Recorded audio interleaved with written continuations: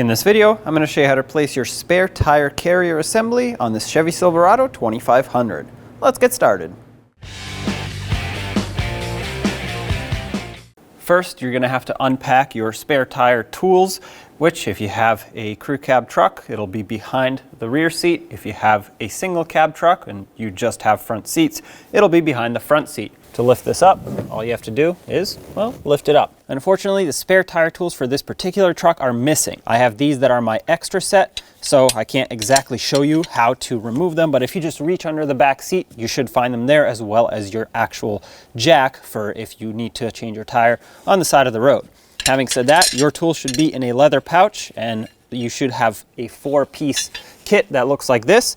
Let me show you how to put it together and remove the spare tire. Once you remove your 4 items from that pouch, you're going to want to separate them because you're only going to use 3 out of the 4, and you're going to use your lug wrench, so keep that, and the 2 extension tubes that look similar.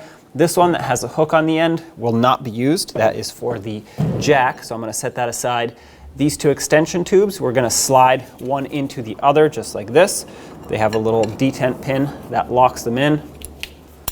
Lock those, and then on this side you're going to use your lug wrench to operate and turn this whole assembly.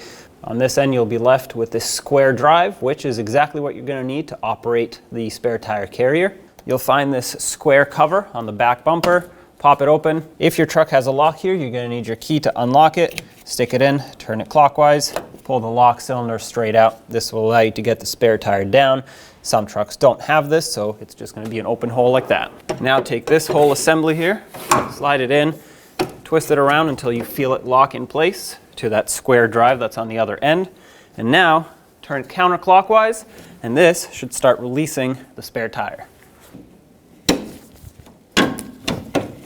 Well, my spare tire carrier is completely frozen, and at this point it should go down, but it's not, so I'm going to have to cut it off, and I will show you how to do that in case yours is frozen, which is most likely why you're replacing this anyway. So here's a view from underneath, and at this point what has to happen is, well, we have to cut this out to drop the spare tire.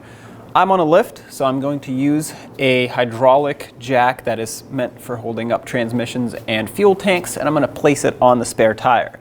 If you're on the ground, you can use several jack stands or some floor jacks if you have that. Basically, you want to support it because as soon as you cut this, it's going to want to drop down, and it is very heavy. So keep that in mind. Try to be safe about this because, well, if it comes down, it'll come down fast. So I'm going to get set up here, and then all I'm going to do is cut the end off of this cable, and hopefully we'll be able to get it down. I'm going to put some pressure on this. Okay, just enough to support it when it comes down. And now, well, let's start cutting.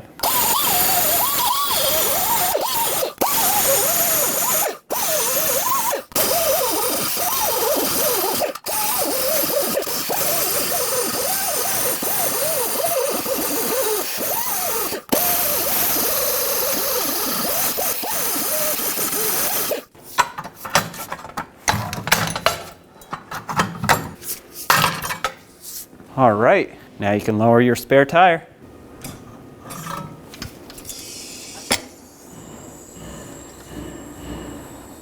Now with the spare tire out of the way, we have to move this plastic tube a little bit in order to make space for our 15mm socket to get up here. You can just pry it back a little. Here you can see that drive that was supposed to turn when we put the tool in. Grab a 15mm socket and remove this bolt. Now wiggle the carrier assembly back and forth and take it out.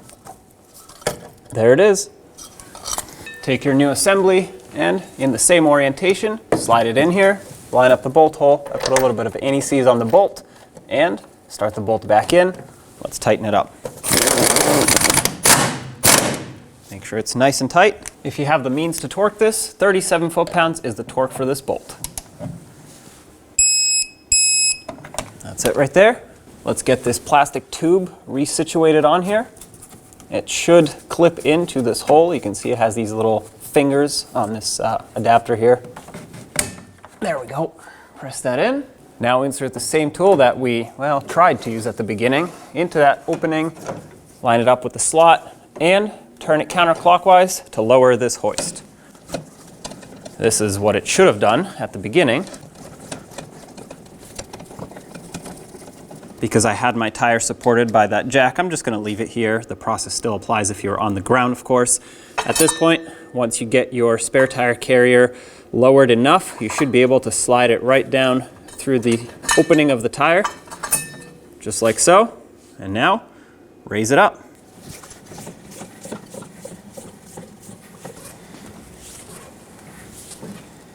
Once it touches the frame of the truck, give it another half a spin or so, and that spring up here will kind of squish, everything will seat together. So on this end, we are completely done. Now you can remove your spare tire tool.